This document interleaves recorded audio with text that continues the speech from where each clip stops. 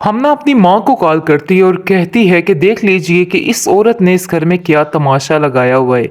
जिसकी वजह से उसकी माँ काफ़ी परेशान होती है और आती है कहकशा के पास और कहती है कि कहकशा आखिर आपके बेटे ने ये क्या तमाशा किया है। मुझे तो कुछ समझ नहीं आ रही कि आखिर वो हमसे क्या चाहता है। फाइज को आपको समझाना होगा और इस लड़की को फ़ौरन इसी वक्त तलाक देनी होगी। कहकशा कहती है कि अभी ये बात मुमकिन नहीं है, हमें थोड़ा सब्र करना होगा। लेकिन यकीन माने बहुत जल्द हरीम इस घर से बाहर होगी। आप फिक्र मत करें। काफ़ी ज़्यादा बातें सुनाने के बाद आप देखेंगे कि हमना कहती है अपने चोर से कि इस लड़की की वजह से मेरी नाक कट के रह चुकी है और मैं बहुत ज़्यादा ज़लील हो चुकी हूँ ज़माने के सामने। मुझे समझ नहीं आ रही कि आखिर मैं इतनी लाडो पली, इतनी अच्छी, इतनी अमीर घर से, और ये क्या हमारे घर में कबाड़ खाना आ चुका है। यानी कि इसकी ज़बान बहुत ज़्यादा चल रही है छुरी की तरह। खैर छुरी की तरह ही ये नीचे उतर आएगी। आप देखेंगे कि फ़िलहाल घर का माहौल बहुत ज़्यादा ख़राब हो चुका है।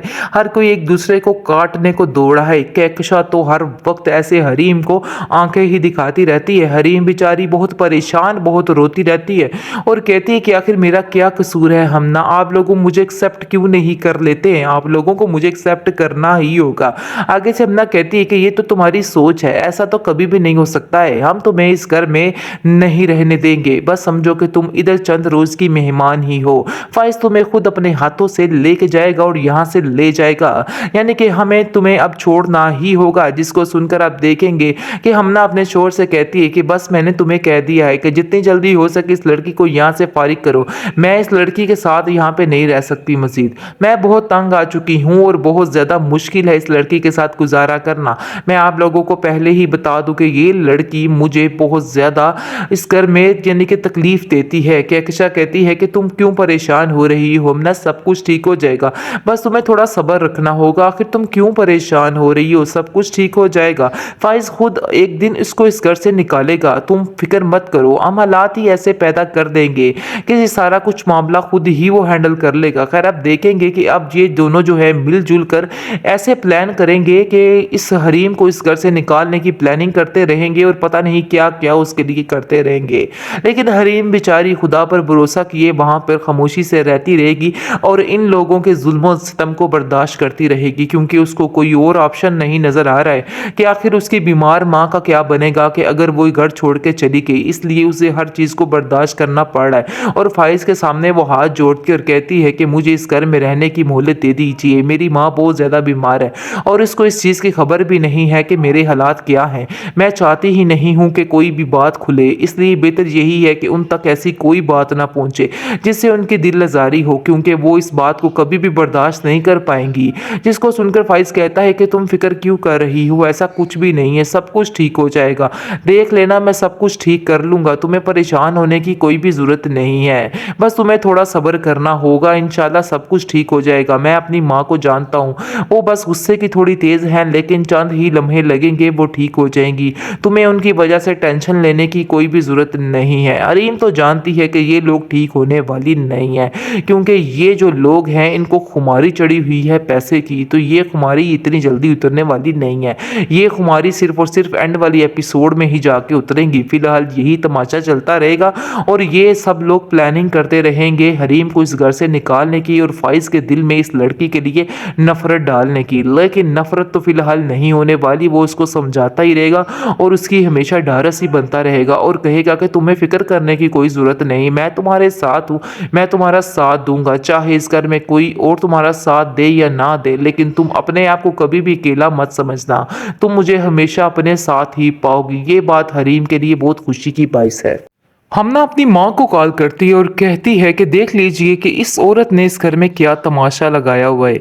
जिसकी वजह से उसकी माँ काफ़ी परेशान होती है और आती है कहकशा के पास और कहती है कि कहकशा आखिर आपके बेटे ने ये क्या तमाशा किया है। मुझे तो कुछ समझ नहीं आ रही कि आखिर वो हमसे क्या चाहता है। फाइज को आपको समझाना होगा और इस लड़की को फ़ौरन इसी वक्त तलाक देनी होगी। कहकशा कहती है कि अभी ये बात मुमकिन नहीं है, हमें थोड़ा सब्र करना होगा। लेकिन यकीन माने बहुत जल्द हरीम इस घर से बाहर होगी। आप फिक्र मत करें। काफ़ी ज़्यादा बातें सुनाने के बाद आप देखेंगे कि हमना कहती है अपने शोहर से कि इस लड़की की वजह से मेरी नाक कट के रह चुकी है और मैं बहुत ज़्यादा ज़लील हो चुकी हूँ ज़माने के सामने। मुझे समझ नहीं आ रही कि आखिर मैं इतनी लाडो पली, इतनी अच्छी, इतनी अमीर घर से, और ये क्या हमारे घर में कबाड़ खाना आ चुका है। यानी कि इसकी ज़बान बहुत ज़्यादा चल रही है छुरी की तरह। खैर छुरी की तरह ही ये नीचे उतर आएगी। आप देखेंगे कि फ़िलहाल घर का माहौल बहुत ज़्यादा ख़राब हो चुका है। हर कोई एक दूसरे को काटने को दौड़ा है। कहकशा तो हर वक्त ऐसे हरीम को आंखें ही दिखाती रहती है। हरीम बेचारी बहुत परेशान, बहुत रोती रहती है और कहती है कि आखिर मेरा क्या कसूर है हमना, आप लोगों मुझे एक्सेप्ट क्यों नहीं कर लेते हैं, आप लोगों को मुझे एक्सेप्ट करना ही होगा।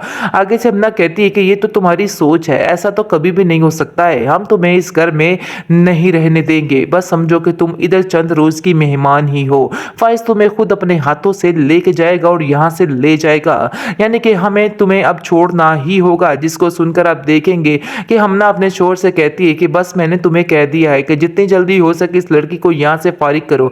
मैं इस लड़की के साथ यहाँ पे नहीं रह सकती मजीद। मैं बहुत तंग आ चुकी हूँ और बहुत ज़्यादा मुश्किल है इस लड़की के साथ गुजारा करना।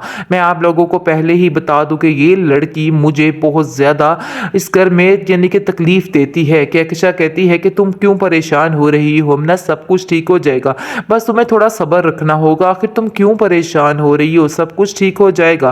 फाइज खुद एक दिन इसको इस घर से निकालेगा, तुम फिक्र मत करो। हम हालात ही ऐसे पैदा कर देंगे कि ये सारा कुछ मामला खुद ही वो हैंडल कर लेगा। खैर आप देखेंगे कि अब ये दोनों जो है मिलजुल कर ऐसे प्लान करेंगे कि इस हरीम को इस घर से निकालने की प्लानिंग करते रहेंगे और पता नहीं क्या क्या उसके लिए करते रहेंगे।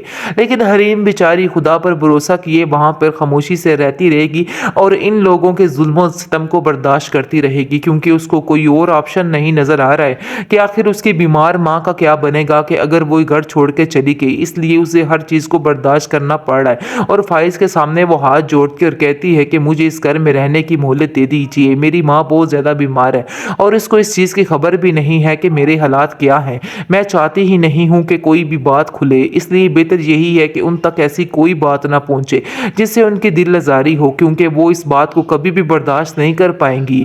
जिसको सुनकर फाइज कहता है कि तुम फिक्र क्यों कर रही हो, ऐसा कुछ भी नहीं है, सब कुछ ठीक हो जाएगा, देख लेना मैं सब कुछ ठीक कर लूँगा, तुम्हें परेशान होने की कोई भी ज़रूरत नहीं है, बस तुम्हें थोड़ा सब्र करना होगा, इंशाल्लाह सब कुछ ठीक हो जाएगा। मैं अपनी माँ को जानता हूँ, वो बस गुस्से की थोड़ी तेज़ हैं, लेकिन चंद ही लम्हे लगेंगे वो ठीक हो जाएंगी, तुम्हें उनकी वजह से टेंशन लेने की कोई भी ज़रूरत नहीं है। अरीम तो जानती है कि ये लोग ठीक होने वाली नहीं है, क्योंकि ये जो लोग हैं इनको खुमारी चढ़ी हुई है पैसे की, तो ये खुमारी इतनी जल्दी उतरने वाली नहीं है। ये खुमारी सिर्फ और सिर्फ एंड वाली एपिसोड में ही जाके उतरेंगी। फिलहाल यही तमाशा चलता रहेगा और ये सब लोग प्लानिंग करते रहेंगे हरीम को इस घर से निकालने की और फाइज के दिल में इस लड़की के लिए नफरत डालने की। लेकिन नफरत तो फिलहाल नहीं होने वाली, वो उसको समझाता ही रहेगा और उसकी हमेशा ढारस ही बनता रहेगा और कहेगा कि तुम्हें फिक्र करने की कोई ज़रूरत नहीं, मैं तुम्हारे साथ हूँ, मैं तुम्हारा साथ दूंगा, चाहे इस घर में कोई और तुम्हारा साथ दे या ना दे, लेकिन तुम अपने आप को कभी भी अकेला मत समझना, तुम मुझे हमेशा अपने साथ ही पाओगी। ये बात हरीम के लिए बहुत खुशी की बाइस है।